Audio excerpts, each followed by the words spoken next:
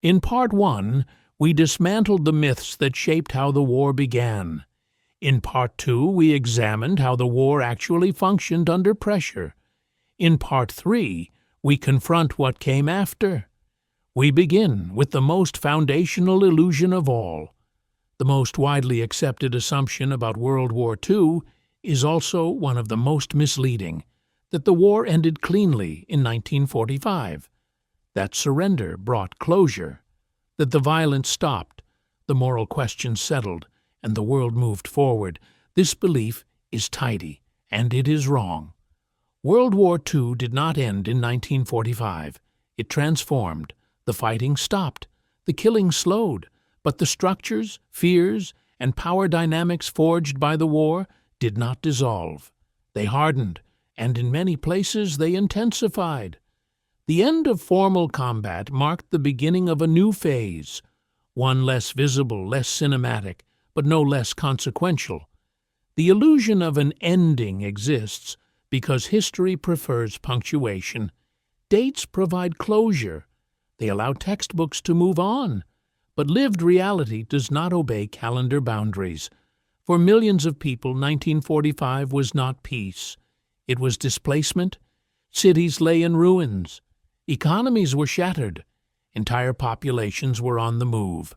Refugees, prisoners, forced laborers, survivors with nowhere to return. Borders had shifted, but lives had not adjusted. Violence did not vanish. It changed form. In Eastern Europe, the transition from war to peace was especially brutal. Liberation often meant occupation by a different power. Political systems were dismantled and replaced rapidly, sometimes violently. Former resistance fighters found themselves marginalized, arrested, or eliminated as new regimes consolidated control. For them, the war did not end. It changed uniforms. In Western Europe, reconstruction came faster, but it was not neutral. Economic recovery was tied to geopolitical alignment. Aid was strategic. Rebuilding was conditional. Memory itself became part of the political landscape. What was emphasized and what was forgotten mattered. The belief that the war ended in 1945 also obscures the continuity of institutions. Many of the people who administered wartime systems remained in place afterward. Bureaucracies did not disappear. Intelligence networks were repurposed. Military structures adapted rather than dissolved. The skills learned during the war, surveillance, propaganda, coercion, industrial mobilization, did not vanish. They became normalized. The Cold War was not a separate conflict that followed World War II. It was an extension of it. The alliances, fears, and strategic assumptions of the Cold War were shaped directly by wartime experience. Former allies redefined each other as threats.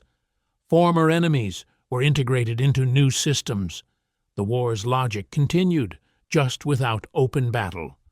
Another reason the ending myth persists is moral exhaustion. After 6 years of destruction, societies needed closure. They needed a moment to declare, suffering finished and sacrifice justified. The declaration of victory provided that psychological relief. But relief is not resolution. The war's moral questions were not settled in 1945. Accountability was partial. Justice was selective. Many perpetrators reintegrated quietly. Many victims received recognition decades later, if at all. The simplified narrative of an ending allowed societies to move forward without fully confronting what had happened.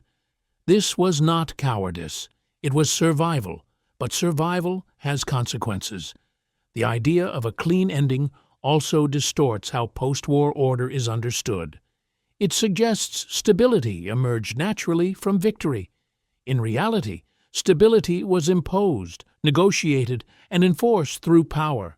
New borders were drawn with limited consultation. Populations were relocated en masse. Political systems were installed rapidly. These actions prevented renewed war, but at enormous human cost. Peace was built on disruption. World War II's legacy is not confined to the years it was fought. It shaped the institutions, alliances, and conflicts that defined the second half of the 20th century, and many that persist today. Seeing 1945 as an ending hides this continuity. It allows the war to be treated as a contained historical episode rather than as a foundational event whose consequences never fully stopped unfolding. The myth of an ending comforts us because it implies control. It suggests that wars can be closed, lessons learned, and danger contained. World War II suggests something far more unsettling, that wars end on paper long before they end in reality, and that what follows victory may shape the future more than the fighting itself. There is a quiet assumption that underpins almost everything we believe about World War II, that the victors told the truth, that once the fighting ended, the record was set straight. That lies belong to defeated regimes, while accuracy belonged to those who prevailed. This belief feels reasonable. It is also dangerously naive. The winners of World War II did not write an honest history. They wrote a usable one, not because they were uniquely dishonest, but because power never records itself neutrally. History written immediately after catastrophe is never an objective reconstruction. It is a political act, shaped by necessity, legitimacy, and fear of instability. To understand this myth, you must first abandon the idea that truth is the primary goal of post-war history. Stability is. In 1945, the world did not need perfect accuracy. It needed order. Governments needed legitimacy. Alliances needed justification. Borders needed explanation. Populations needed narratives they could live with. Honest history was a luxury few societies could afford. The first thing the victors did was select. They selected which crimes would be prosecuted, which decisions would be examined, which failures would be forgotten, which narratives would become foundational. This selection was not random.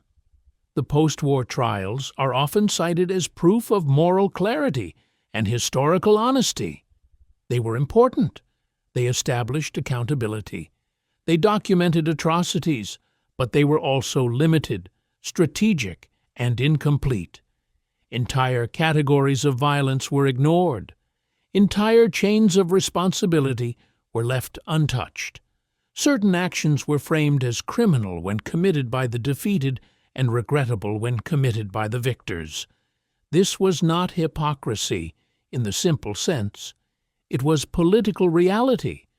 A truly comprehensive reckoning would have destabilized post-war recovery. It would have implicated too many institutions, too many individuals, too many governments still needed to function. So history was narrowed. Responsibility was concentrated in specific individuals and organizations. Structural complicity was downplayed. Systemic failures were reframed as aberrations. This allowed societies to move forward without dismantling themselves, but it also distorted memory. Another pillar of the honest history myth is the belief that access to archives automatically produced truth. In reality, archives were curated, classified selectively, released strategically, suppressed when inconvenient. Control of documentation is control of narrative. In the immediate post-war years, vast amounts of material remained inaccessible. What was published shaped early histories, textbooks, and public understanding. Once those narratives settled, later corrections struggled to dislodge them. First histories hardened quickly. The victors also faced a dilemma. How much truth could their own populations absorb? Wartime decisions had involved morally ambiguous choices. Bombing campaigns had killed civilians. Alliances had been made with brutal regimes. Political compromises had produced human suffering on massive scales. Presenting the full complexity risked undermining the moral legitimacy of victory itself. So history was simplified. Actions were framed as necessary. Alternatives were minimized. Moral discomfort was resolved through narrative certainty. Victory was portrayed not just as success, but as validation. This is how post-war memory often works. Outcomes justify choices retroactively. Another distortion emerges from geopolitical transition. Within a few years of 1945, former allies became rivals. Narratives shifted accordingly. Emphasis changed. Certain facts became sensitive. Others were highlighted to support new alignments. History became a strategic resource. Former enemies were rehabilitated when useful. Former allies were criticized when inconvenient. Wartime behavior was reinterpreted through Cold War lenses. Memory adapted to current needs. This is not revisionism in the crude sense. It is alignment. The idea that the winners told an honest history also ignores how much of the war's experience belonged to people without power. Civilians, minorities, displaced populations, colonial subjects. Their stories were not central to post-war narratives because they did not serve nation-building goals. Silence does not require conspiracy. It requires irrelevance to power. For decades, certain experiences remained marginal because they complicated national self-images. Recognition came slowly, often after generational change made it safer. Honest history emerged gradually, not immediately. Even military history was shaped by victor narratives. Failures were minimized, accidents reframed, strategic misjudgments softened. Emphasis was placed on competence and inevitability rather than error and chance. This reinforced confidence in institutions and leadership. The myth of competence stabilized authority. Admitting how close systems came to collapse would have undermined trust in the very structures tasked with rebuilding the world. So, uncertainty was edited out.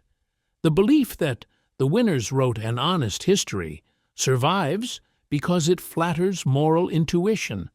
It suggests that truth naturally aligns with justice.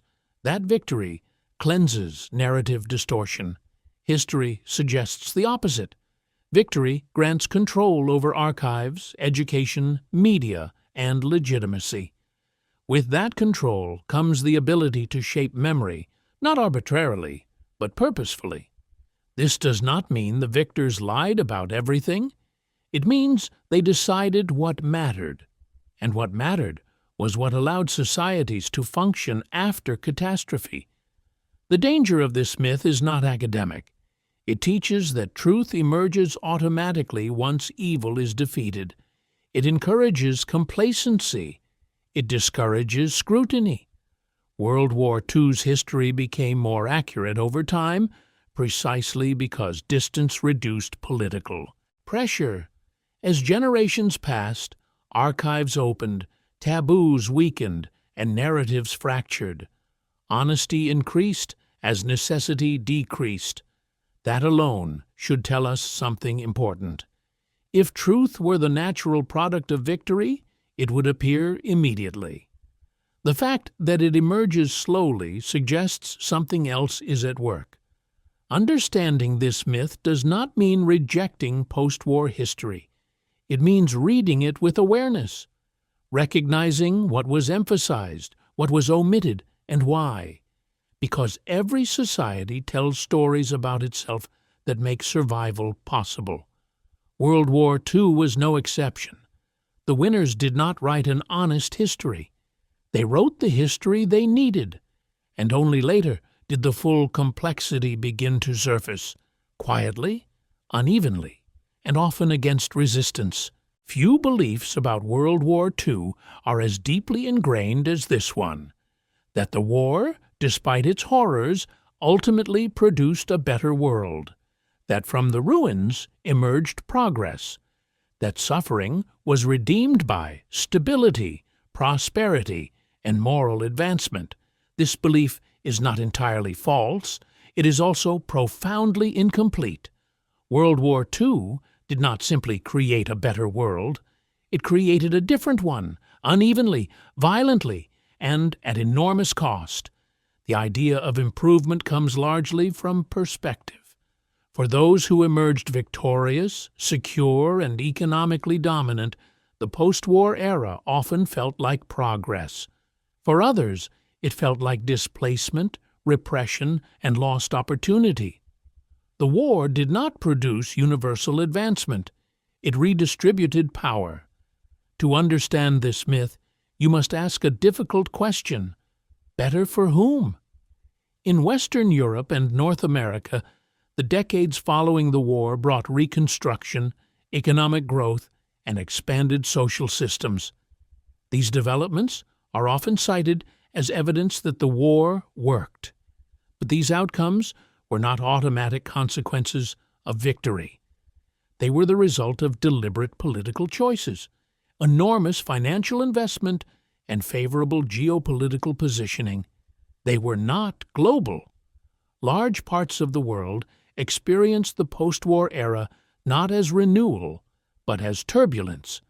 Borders drawn hastily during wartime negotiations hardened into long-term sources of conflict.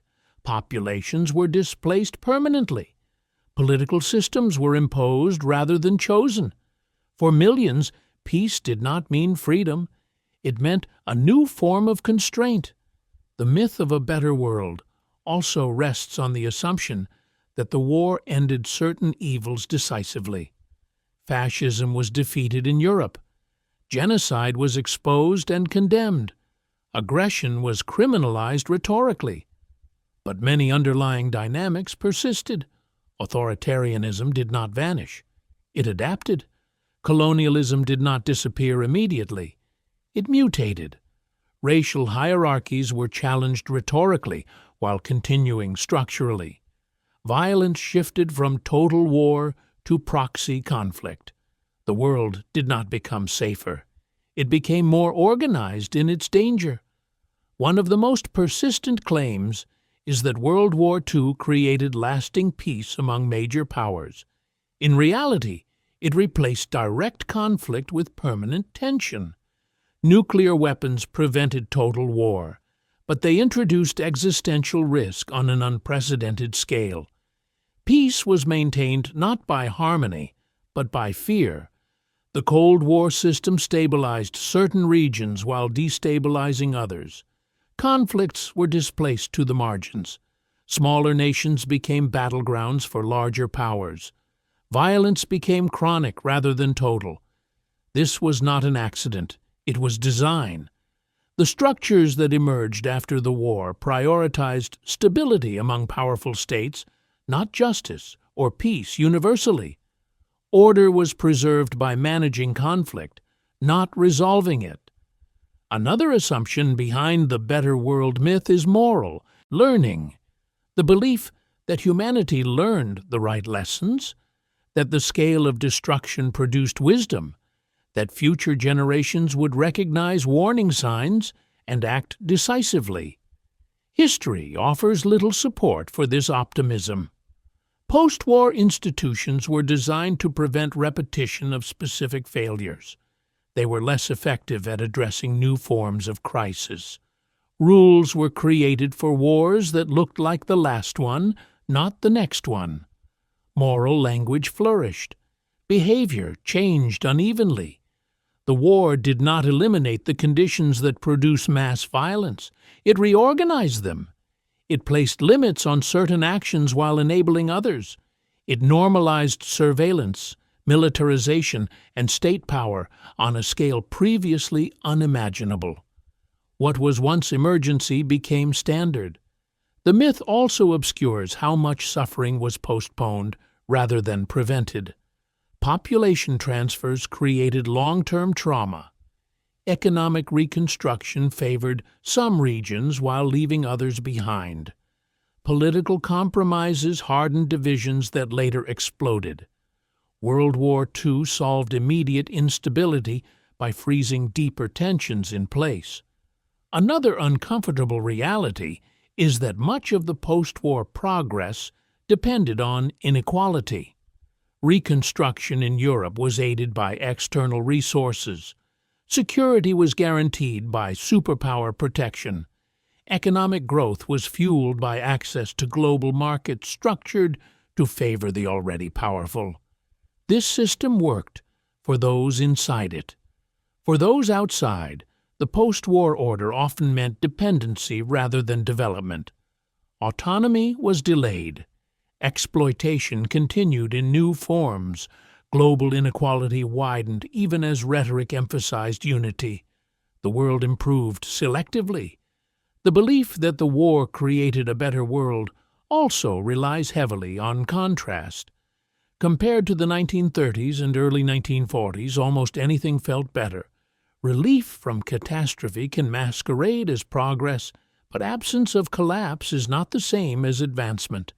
Many of the systems praised as post-war achievements existed in fragile equilibrium. Their success depended on conditions that were historically unusual. Economic dominance by a small number of states, suppressed rivalries, and shared fear of annihilation.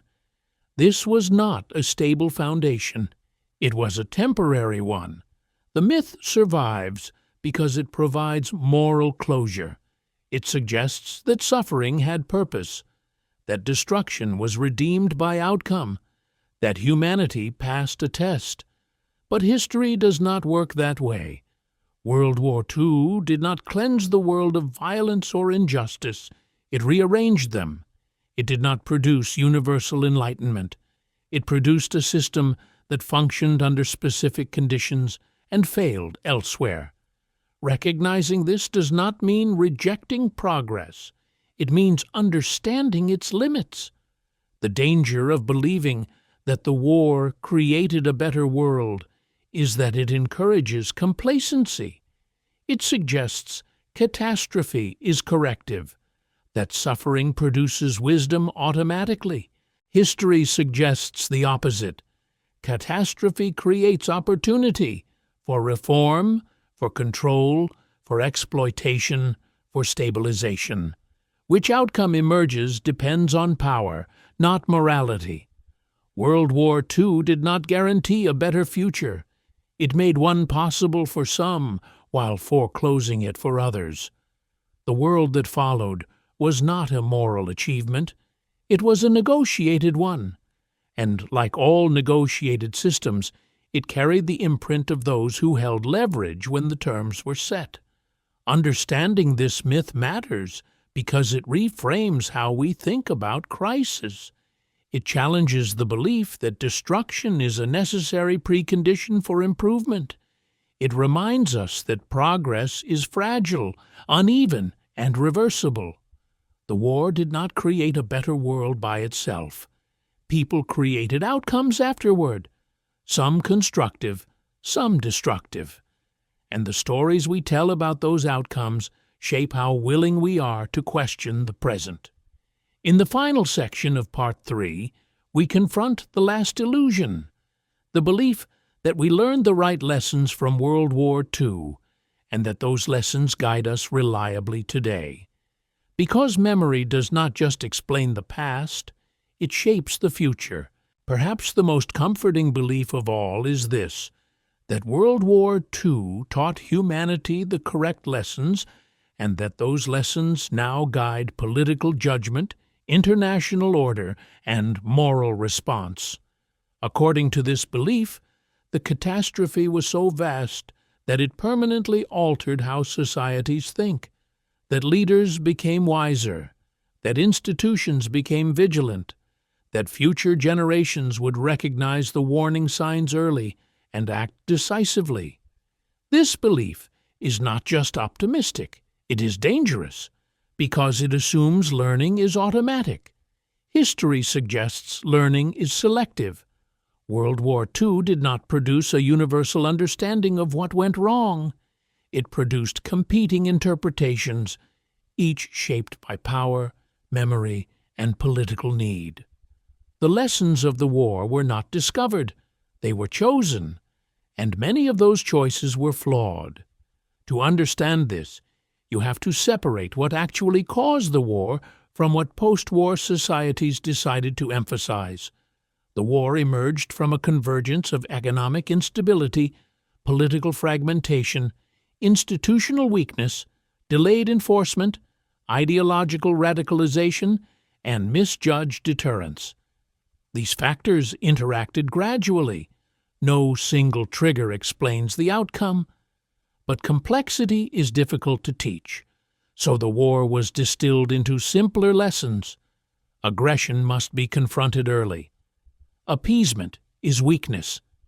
Dictators must be stopped decisively. Democracies must remain united. These ideas are not wrong, but they are incomplete.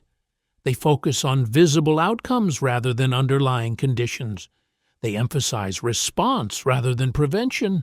They prioritize force over institutional resilience. In other words, they teach how to react, not how to avoid collapse. One of the most mislearned lessons is the fixation on appeasement. The memory of the 1930s transformed appeasement into a moral failure rather than a strategic dilemma. Negotiation became synonymous with cowardice. Delay became synonymous with betrayal. But appeasement was not chosen because leaders admired aggression. It was chosen because they faced unacceptable trade-offs. Societies traumatized by the First World War were deeply resistant to confrontation. Economic systems were fragile. Political coalitions were unstable. These constraints did not disappear simply because history judged the outcome harshly. The lesson that emerged was simplistic. Confrontation earlier would have solved the problem.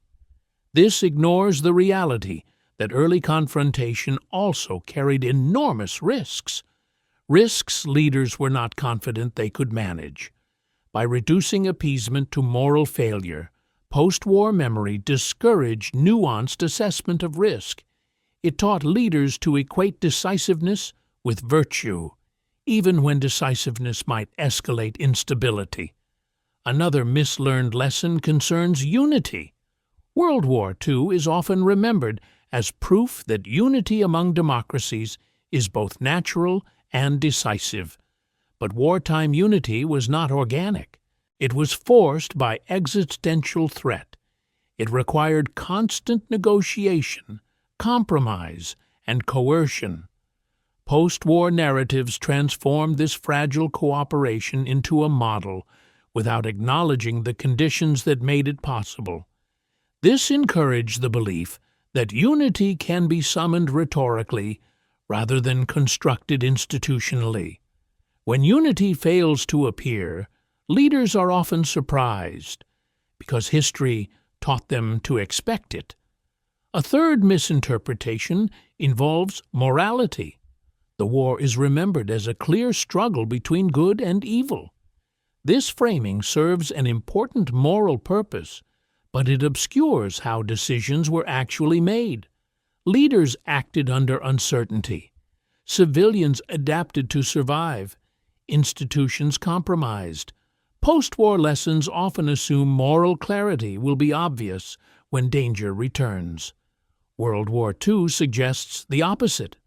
Moral clarity usually emerges after catastrophe, not before. By believing we learned the right lessons, societies assume they will recognize threats early. This assumption breeds complacency. Perhaps the most profound failure of learning lies in how institutions were designed. Post-war systems focused on preventing repetition of specific events, another world war, another genocide, another aggressive conquest. They were less effective at addressing gradual erosion, democratic backsliding, economic polarization, institutional decay, information manipulation. The war taught societies to fear tanks crossing borders. It did not teach them to fear slow institutional collapse. As a result, Many modern crises are dismissed because they do not resemble the past closely enough. Warning signs that do not match historical imagery are ignored. History becomes a template rather than a guide. Another dangerous assumption is that suffering produces wisdom. The scale of World War II is often cited as proof that humanity would not allow such destruction again. Yet suffering does not guarantee learning. It can also produce trauma, denial, and distorted memory. The generations that experienced the war firsthand understood its fragility deeply. As those generations passed, memory hardened into abstraction. Lessons became slogans. "We must never repeat this" replaced analysis of how it happened. This transition matters. Slogans are easy to repeat. Analysis is not. The belief that we learned the right lessons also serves a psychological function. It reassures societies that catastrophe is behind them, that progress is linear, that vigilance is institutionalized. But vigilance requires constant renewal. Institutions decay. Norms erode. Memory fades. World War II did not immunize the world against collapse. It produced a temporary equilibrium shaped by fear, power, and unusual conditions. Those conditions are changing. Another mislearned lesson is the overconfidence in deterrence. The war taught that strength prevents aggression. This is partly true, but it also taught that deterrence is fragile, dependent on perception, credibility, and communication. Deterrence fails when assumptions diverge. Post-war narratives often emphasize strength without emphasizing understanding. They assume opponents interpret signals rationally. History suggests they often do not. This creates risk. Finally, there is the most uncomfortable possibility of all, that some lessons of World War II were learned correctly, but applied selectively. Powerful states internalized lessons that preserved their influence. Weaker states were expected to internalize restraint. Memory became asymmetrical. The war's lessons were not universal, they were political. The belief that we learn the right lessons persists because it offers closure. It suggests the past has been mastered, that vigilance is embedded, that failure will not repeat. But history does not repeat mechanically, it adapts. The greatest danger is not repeating the same mistakes. It is making new ones while believing we are immune. World War II did not leave behind a clear instruction manual for the future. It left behind warnings, conditional, contextual, and difficult to apply. The tragedy is not that the lessons were forgotten, it is that they were simplified, and simplification is the enemy of preparedness. Understanding this myth does not mean abandoning the past. It means approaching it with humility, recognizing that history does not grant certainty, only perspective. World War II does not tell us what to do. It tells us what to watch for, and that distinction may be the most important lesson of all. World War II did not become the most important event of the modern era because of its battles. It became important because of what followed. The war reshaped borders, institutions, economies, and power structures. But more importantly, it reshaped how societies explained themselves. It created stories strong enough to stabilize nations, justify authority, and simplify catastrophe into something survivable. Those stories were not lies in the crude sense. They were selections. Some truths were amplified, others were postponed, many were buried. Across this series, we dismantled 14 myths, not to replace them with cynicism, but to restore proportion. To understand how easily certainty is manufactured after survival, and how fragile understanding becomes when memory hardens into narrative. The war did not begin because evil was obvious. It did not unfold because systems were competent. It did not end because truth prevailed. And it did not leave behind a world that learned clean, permanent lessons. World War II was not a morality play. It was a systemic failure that escalated beyond control. What followed was not enlightenment. It was adaptation. The post-war order worked, for a time, because conditions aligned. Fear of repetition, economic dominance by a few powers, suppressed rivalries, and institutions built to prevent specific disasters rather than general collapse. That alignment is fading. The danger of misunderstanding World War II is not academic. It is practical. When history is simplified, warning signs become harder to recognize. When past failures are reduced to slogans, present risks are dismissed because they don't look familiar enough. The people who lived through the war did not believe catastrophe was inevitable. That belief came later. They believed they were managing risk, delaying conflict, buying time, acting pragmatically. Each decision made sense locally. Together, they produced collapse. That is the most uncomfortable truth of all. World War II does not prove that humanity will rise to the occasion when evil appears clearly defined. It proves that collapse often arrives disguised as stability, and that the greatest failures in history are rarely caused by ignorance, but by confidence in narratives that feel reassuring. This series ends here, but the questions it raises do not, because World War II is not dangerous because it might be repeated exactly. It is dangerous because its patterns are easy to misunderstand, and therefore easy to recreate in new forms. This was WW2 Declassified. If you want history that explains how things actually fail, not just how they're remembered, subscribe to the channel. New investigations continue here.